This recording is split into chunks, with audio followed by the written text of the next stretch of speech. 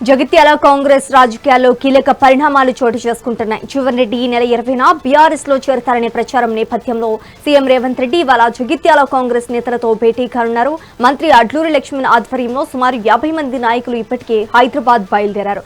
4 దశాబ్దాలుగా పార్టీకి సేవలందిస్తున్నామని, తమకు తగిన గుర్తింపు లభించడం లేదనే ఆవేదనను నేతలతో సీఎంకు వివరించారు. సాయంత్రం 5 గంటలకు సీఎం రేవంత్ జగిత్యాల నేతలతో భేటీ కానున్నారు. ఇక ఇదే అంశానికి సంబంధించి మరింత సమాచారం మా కరెస్పాండెంట్ రవికుమార్ అందిస్తారు. రవికుమార్, చెప్పండి. ఏదైతే జగిత్యాల జిల్లాలో ఇప్పుడు సీనియర్ నేత మాజీ మంత్రి మన జీవన్ రెడ్డి బీఆర్ఎస్ పార్టీలో అడుగు పెడుతున్నాడు కాబట్టి తన ఏదైతే వర్గం ఉందో కాంగ్రెస్ వర్గానికి సంబంధించిన నాయకులు, మొదటి నుంచి జెండా పట్టుకున్న నాయకులు, కార్యకర్తలు కూడా అంతా కూడా సీఎం కలవడానికి ఈ రోజు బయలుదేరారు.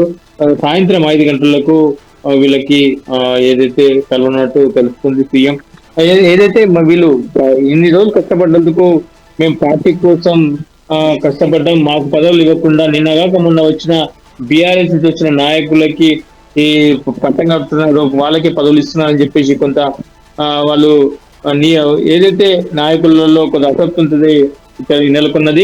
ఇదే విషయంపై ఇటు మంత్రితో కూడా అడ్లూరి లక్ష్మణ్తో కూడా వాళ్ళు చర్చించినట్టు తెలుస్తుంది. అయితే వీళ్ళందరినీ కూడా అడ్లూరి లక్ష్మణే సీఎం గారిని దగ్గరికి తీసుకెళ్లి వాళ్ళతో కల్పించేన్నట్టు తెలుస్తుంది.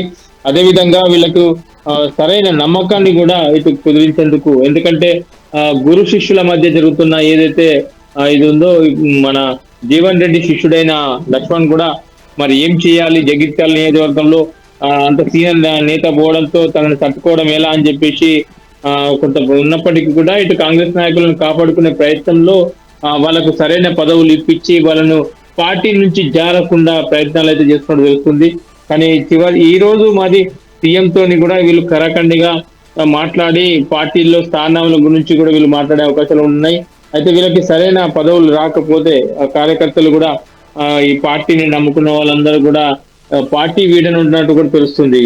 ఎందుకంటే మొదటి నుంచి కాంగ్రెస్ పార్టీలో ఉన్నాం, ప్రస్తుతం ప్రభుత్వంలో కూడా కాంగ్రెస్ పార్టీ ఉంది కాబట్టి ఏదైనా కార్యక్రమంలో, ఏదైనా అభివృద్ధి కార్యక్రమం చేయాలంటే నియోజకవర్గానికి సంబంధించిన ప్రజల కోసం కష్టపడాలి కాబట్టి పనులు చేయాలని వాళ్ళు అనుకుంటున్నప్పటికీ కూడా బీఆర్ఎస్ నుండి సంజయ్ ఏదైతే కాంగ్రెస్ పార్టీలోకి రావడంతో తనకు సంబంధించిన బీఆర్ఎస్ వర్గం, ఎందుకంటే మొదటి నుంచి కూడా తన వెంబట ఉన్న సర్పంచులే కానీ, తన వెంబట ఉన్న నాయకుల కార్యకర్తలే కానీ ఇటు బీఆర్ఎస్ పార్టీలో ఉంటూ ఇప్పటికీ కూడా మళ్ళీ ఏదైతే కాంగ్రెస్ పార్టీలో చేరిన సంజయ్ ని దగ్గరికి వెళ్ళడం, తర్వాత ఏ కార్యక్రమం అయినా, ఏ పనులైనా అభివృద్ధి పనులపై చర్చించి కొన్ని పనులు చెప్పించుకుంటున్నారు అనేది వీళ్ళకు కొంత నిరుత్సాహంగా ఉన్నట్టు తెలుస్తుంది.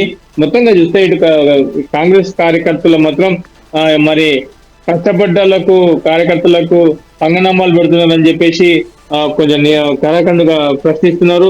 అదేవిధంగా దాదాపు సుమారు ఇప్పుడు ఈ రోజు 80 మంది వరకు కార్యకర్తలు సీఎం రేవంత్ కలిసి తమకు అన్యాయం జరుగుతుంది, న్యాయం చేయాలని చెప్పేసి, నామినేట్ పదవులు ఖచ్చితంగా ఇవ్వాలని చెప్పేసి కోరినట్టు తెలుస్తుంది.